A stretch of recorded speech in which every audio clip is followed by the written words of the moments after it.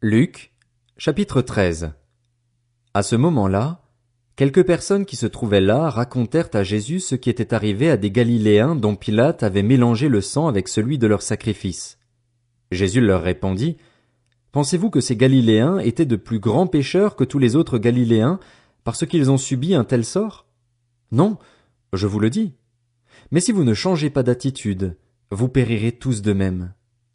Ou bien ces 18 personnes sur qui la tour de Siloé est tombée et qu'elle a tuées, pensez-vous qu'elles étaient plus coupables que tous les autres habitants de Jérusalem? Non, je vous le dis. Mais si vous ne changez pas d'attitude, vous périrez tous de même. Il dit aussi cette parabole. Un homme avait un figuier planté dans sa vigne. Il vint y chercher du fruit et il n'en trouva pas.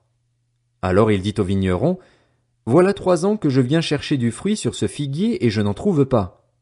Coupe-le.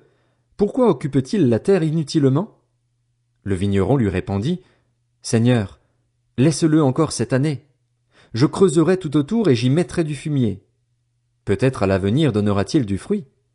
Sinon, tu le couperas. » Jésus enseignait dans une des synagogues le jour du sabbat. Or il y avait là une femme habitée par un esprit qui la rendait infirme depuis 18 ans.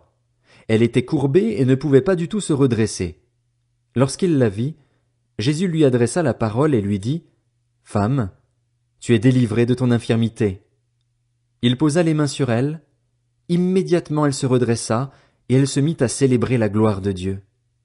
Mais le chef de la synagogue, indigné de ce que Jésus avait fait une guérison un jour de sabbat, dit à la foule, « Il y a 6 jours pour travailler. Venez donc vous faire guérir ces jours-là et non pas le jour du sabbat. » Le Seigneur lui répondit en ces termes, « Hypocrite, le jour du sabbat, chacun de vous ne détache-t-il pas son bœuf ou son âne de la mangeoire pour le mener boire? Et cette femme, qui est une fille d'Abraham et que Satan tenait attachée depuis 18 ans, ne fallait-il pas la délivrer de cette chaîne le jour du sabbat? » Ces paroles remplirent de honte tous ses adversaires, et la foule entière se réjouissait de toutes les merveilles qu'il faisait. Il dit encore, « À quoi le royaume de Dieu ressemble-t-il et à quoi le comparerai-je? Il ressemble à une graine de moutarde qu'un homme a prise et plantée dans son jardin. Elle pousse, devient un grand arbre, et les oiseaux du ciel habitent dans ses branches. » Il dit encore, « À quoi comparerai-je le royaume de Dieu? Il ressemble à du levain qu'une femme a pris et mis dans 3 mesures de farine pour faire lever toute la pâte. » Jésus traversait les villes et les villages, et il enseignait en faisant route vers Jérusalem.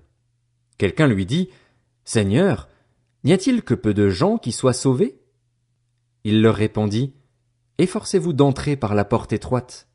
En effet, je vous le dis, beaucoup chercheront à entrer et ne le pourront pas. Quand le maître de la maison se sera levé et aura fermé la porte, vous qui êtes dehors, vous commencerez à frapper à la porte en disant, « Seigneur, Seigneur, ouvre-nous. » Il vous répondra, « Je ne sais pas d'où vous êtes. » Alors vous vous mettrez à dire, « Nous avons mangé et bu devant toi, et tu as enseigné dans nos rues. » Il répondra, « Je vous le dis, je ne sais pas d'où vous êtes. Éloignez-vous de moi, vous tous qui commettez l'injustice. » C'est là qu'il y aura des pleurs et des grincements de dents, quand vous verrez Abraham, Isaac, Jacob et tous les prophètes dans le royaume de Dieu et que vous serez jetés dehors. On viendra de l'est et de l'ouest, du nord et du sud, et l'on se mettra à table dans le royaume de Dieu.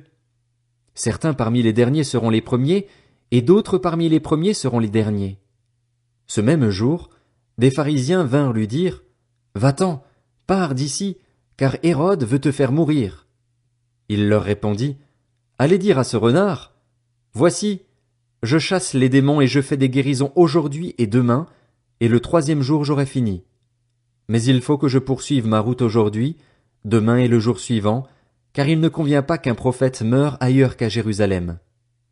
Jérusalem, Jérusalem, toi qui tues les prophètes et qui lapides ceux qui te sont envoyés, combien de fois j'ai voulu rassembler tes enfants comme une poule rassemble sa couvée sous ses ailes, et vous ne l'avez pas voulu. Voici que votre maison vous sera laissée déserte. Je vous le dis, vous ne me verrez plus jusqu'à ce que vienne le temps où vous direz, « Béni soit celui qui vient au nom du Seigneur. »